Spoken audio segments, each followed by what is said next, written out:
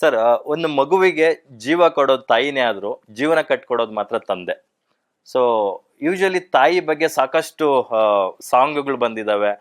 ತಾಯಿನ ಆ, ಉತ್ಸವ ಮೂರ್ತಿ ತರ ಎಲ್ಲರನ್ನು ಇದ್ ಮಾಡ್ತಾರೆ. ಆದ್ರೆ ತಂದೆಯ ತ್ಯಾಗಗಳ ಬಗ್ಗೆ, ಆ, ತಂದೆ ತನ್ನ ಕುಟುಂಬನ ಪ್ರೊಟೆಕ್ಟ್ ಮಾಡೋದಕ್ಕೆ ಪಡ್ತಕ್ಕಂಥ ತಪನದ ಬಗ್ಗೆ ಯಾರು ಅಷ್ಟು ಹೈಲೈಟ್ ಮಾಡಲ್ಲ. ಬಟ್ ಸಂತೋಷ್ ಆನಂದ್ರಮ್ ಅವರ ಪ್ರತಿ ಸಿನಿಮಾದಲ್ಲೂ ತಂದೆ ಮಗನ ಒಂದು ಬಾಂಡಿಂಗ್ ನ ತುಂಬಾ ಚೆನ್ನಾಗಿ ಎಕ್ಸ್ಪ್ಲೋರ್ ಮಾಡ್ತಾರೆ. ಸೊ ಈ ಸಿನಿಮಾದಲ್ಲಿ ನಿಮ್ಮ ಮತ್ತೆ ಯುವ ಅವರ ಕಾಂಬಿನೇಷನ್ ಬಗ್ಗೆ ಹೇಳೋದಾದ್ರೆ ಸರ್. ಇದರಲ್ಲೂ ಕೂಡ ಆ ಭಾಗನ ತುಂಬ ಚೆನ್ನಾಗಿ ಎಕ್ಸ್ಪ್ಲೋರ್ ಮಾಡಿದ್ದಾರೆ. ಅಂದರೆ ತಂದೆ ಮತ್ತು ಮಗನ ಇದರಲ್ಲಿ ಅರ್ಧ ಸಿನಿಮಾ ತನಕ ತಂದೆ ಮಗ ಇರ್ತಾರೆ.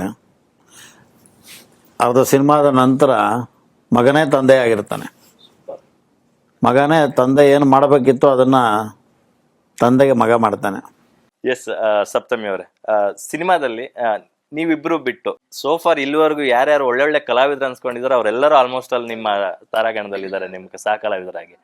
ಸೊ ನಿಮ್ಮ ಮತ್ತೆ ಯುವ ಅವ್ರ ಲವ್ಗೆ ನಿಮ್ಮ ಮಾವ ಅವ್ರು ಏನಾದ್ರು ಅಡ್ಡ ಬರ್ತಾರ ಸಿನಿಮಾದಲ್ಲಿ?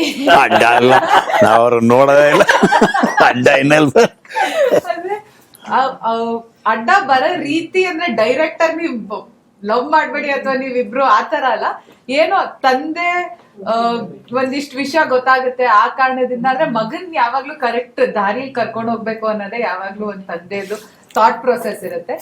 ಬಟ್ ಆತರ ಕ್ಲಾಶ್ ಆಗಲ್ಲ ನನ್ಗೂ ಮತ್ತೆ ಅಚ್ಯುತ್ ಸರ್ ಕ್ಯಾರೆಕ್ಟರ್ ನೀಟೇ ಆಗೋದಿಲ್ಲ ಅಂದ್ಮೇಲೆ ಕ್ಲಾಶ್ ಇಲ್ಲ. ಸೊ ಇಬ್ರದ್ದು ಡಿಫ್ರೆಂಟ್ ಡಿಫ್ರೆಂಟ್ ಜರ್ನೀಸ್ ನಡೀತಾ ಇರುತ್ತೆ ಸಿನಿಮಾದಲ್ಲಿ. ಯುವ ಅಂದಿದ ತಕ್ಷಣ ಟೈಟಲ್ ಇಟ್ ಸೆಲ್ಫ್ ಹೇಳುತ್ತೆ ಇದೊಂದು ಯೂತ್ಫುಲ್ ಎಂಟರ್ಟೈನರ್ ಅಂತಕ್ಕಂಥದ್ದು. ಸೊ ಕಾಲೇಜ್ ಸ್ಟೋರಿ ಇದ್ದೇ ಇದೆ. ಸೊ ಈಗ ಆಲ್ರೆಡಿ ಬಂದಿರತಕ್ಕಂಥ ಸ್ಯಾಂಪಲ್ಸ್ ನ ನೋಡಿದಾಗ ಸೊ ಯೂತ್ಗೆ ಎಷ್ಟು ಬೇಗ ಕನೆಕ್ಟ್ ಆಗುತ್ತೆ, ಏನೆಲ್ಲ ಫ್ಯಾಕ್ಟರ್ಸ್ ನ ನಾವು ಎಕ್ಸ್ಪೆಕ್ಟ್ ಮಾಡಬಹುದು? ತುಂಬಾ ಬೇಗ, ಎಸ್ಪೆಷಲಿ ಫಸ್ಟ್ ಹಾಫ್ ಅಂತೂ ಒಂದ್ ಕಾಲೇಜ್ ಅಲ್ಲಿ ಎರಡು ಗುಂಪುಗಳ ಮಧ್ಯೆ ಒಂದು ಇದ್ದೇ ಇರುತ್ತೆ. ಏನೋ ಒಂದು ವಾರ್, ಲಿಟರಲಿ ವಾರ್ ಅಲ್ಲ ಅಂದ್ರೂ ಒಬ್ರಿಗೆ ಇನ್ನೊಬ್ರಿಗೆ ಆಗ್ತಾರಲ್ಲ. ಇಂಜಿನಿಯರಿಂಗ್ ಕಾಲೇಜಲ್ಲಿ ಅದು ಸಿವಿಲ್ ಮೆಕ್ಯಾನಿಕಲ್ ಆಗ್ಬೋದು, ಕಂಪ್ಯೂಟರ್ ಸೈನ್ಸ್ ಮೆಕ್ಯಾನಿಕಲ್ ಬ್ರಾಂಚ್ ಅವ್ರ ಆಗ್ಬೋದು. ಆತರ ಸಾಕಷ್ಟು ವಿಷಯಗಳು ಕನೆಕ್ಟ್ ಆಗುವಂತ ವಿಷಯ. ಒಂದ್ ಎರಡು ಗ್ಯಾಂಗ್ ಒಂದ್ ಮಧ್ಯ ಕಾಲೇಜಲ್ಲಿ ನಡೆಯುವಂತ ಒಂದು ವಿಷಯ. ಆ ವಿಷಯದಿಂದ ಅವ್ರ ಜೀವನಗಳು ಹೆಂಗ್ ಎಫೆಕ್ಟ್ ಆಗುತ್ತೆ, ಕಾಲೇಜ್ಗೆ ಹೆಂಗ್ ಎಫೆಕ್ಟ್ ಆಗುತ್ತೆ, ಯಾಕಂದ್ರೆ ಅದನ್ನ ಒಂದ್ ಸಂಸ್ಥೆ ನಡೆಸ್ತಾ ಇರೋರ್ಗೆ ಹೆಂಗ್ ಎಫೆಕ್ಟ್ ಆಗುತ್ತೆ.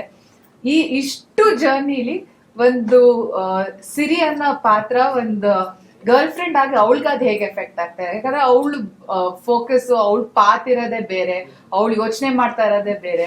ಸೊ ಇವನಿಂದ ಅವಳಿಗೆ ಹೇಗೆ ಎಫೆಕ್ಟ್ ಆಗ್ತಾ ಇದೆ.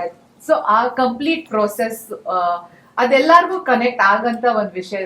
ಮತ್ತೆ ಫಸ್ಟ್ ಹಾಫ್ ಅಲ್ಲಿ ಇರೋಂತ fight sequences normal fight sequences ಇಲ್ಲ. ಅದು ಏನಕ್ಕೆ ಆ ಫೈಟ್ ಆಗುತ್ತೆ ಅಂತ ಒಂದು ಪ್ರತಿಯೊಂದು ಹುಡುಗನ್ಗೂ ಕನೆಕ್ಟ್ ಆಗುವಂತ ಒಂದ್ ಮೇಜರ್ ವಿಷಯ ಇದೆ ಫಸ್ಟ್ ಹಾಫ್ ಅಲ್ಲಿ. ಏನಕ್ಕೆ ಆ ಜಗಳ ಆಗುತ್ತೆ ಅಂತ.